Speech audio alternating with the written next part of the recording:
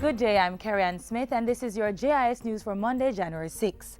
The new national minimum wage of $5,600 per 40-hour work week has now taken effect. The new rate is 12% more than the previous minimum wage of $5,000 per week. Industrial security guards are also now due an increase. They are to be paid just over $8,000 per 40-hour work week. Employers face a $100,000 penalty for paying less than the amount set by the minister under the Minimum Wage Act. Government has made good on a promise to simplify the tax system for self-employed persons through the introduction of the SO3 form. By using this single form, self-employed individuals can now file income tax, education, NIS, and NHT taxes all at once on a quarterly basis at the tax office. So there's also the benefit of having not having to pay on a monthly basis in respect of education tax, NIS, and NHT, because what we have done is to make it consistent with the quarterly payment for income tax. So it would be easier for self-employed persons and more beneficial for them in terms of cash flow management. The Director of Communications for Tax Administration Jamaica, TAJ, Maris Houghton, was speaking in an interview with the JIS News. She said TAJ developed the new SO3 form in conjunction with key stakeholders, including the National Housing Trust and representatives of the National Insurance Scheme.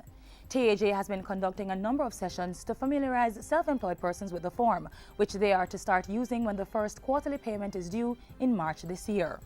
The government's Unite for Change initiative is in full swing, with several communities across the island participating in activities to help reduce crime and violence. Activities include Corner League football competitions, outdoor church services, and increased community policing to engage residents in peaceful and fun activities.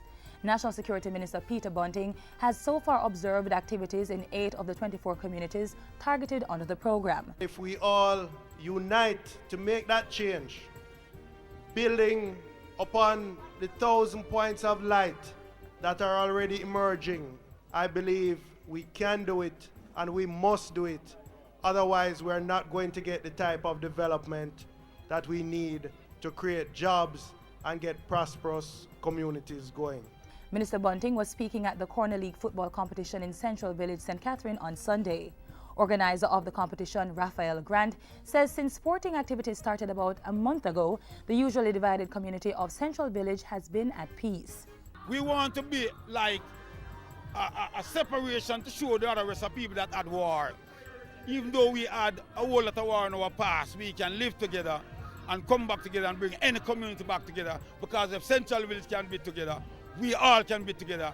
Energy Minister Philip Paulwell says government is making strides in the goal to bring cheaper electricity to Jamaicans through the 360 megawatt project. This is to be realized in the next 2 years. That project is on stream, it's on target. We are making sure that not a day slips, and that come January 2016, we'll see a significant reduction, more than 30%, in the price of electric power. In the meantime, he says benefits are being realized from renewable energy projects. The Energy Minister says persons are taking advantage of policy initiatives such as loan funding and the removal of taxation, which are allowing them to self-generate some of the electricity they use. He was addressing the launch of the Joy de Vie Wellness Festival on Friday. And finally, the Child Development Agency, CDA, says in 2014, greater focus will be placed on its level of responsiveness to the needs of children under its care. The agency is hoping to facilitate early assessments in order to carry out needs-based interventions. CDA's acting CEO, Rosalie Gage Gray, says the focus will be to improve service delivery and the speed at which agents reach children in need of intervention. She voiced the commitment during last Friday's official opening of My Father's House. It's a transition facility for female wards of the state in Reading, St. James.